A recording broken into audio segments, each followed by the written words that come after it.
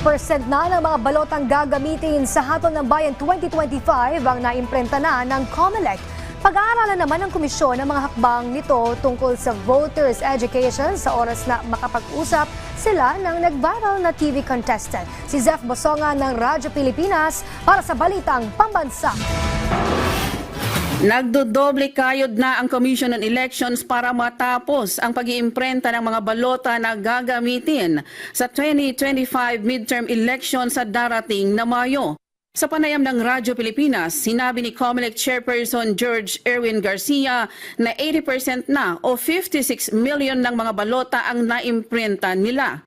At para hindi maantala ang paghahanda ng komisyon sa halalan, isinasabay na rin ng mga tauhan ng COMELEC ang verification sa mga balotang naimprenta nila. At yan po'y matatapos natin ang pag-iimprenta mga more or less mga March 15 hanggang 16. At yung pong verification naman ay matatapos natin mga April 20.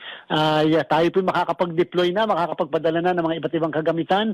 Lalo na po yung mga balota, mga first week po ng Abril. Paliwanag ng COMELEC, hindi madali ang ginagawa nilang verification sa mga balota. Bukod kasi sa mano-manong pagsusuri sa sukat, laki at pagkakasunod-sunod ng pangalan ng mga kandidato, kailangan din itong itest sa mga makina.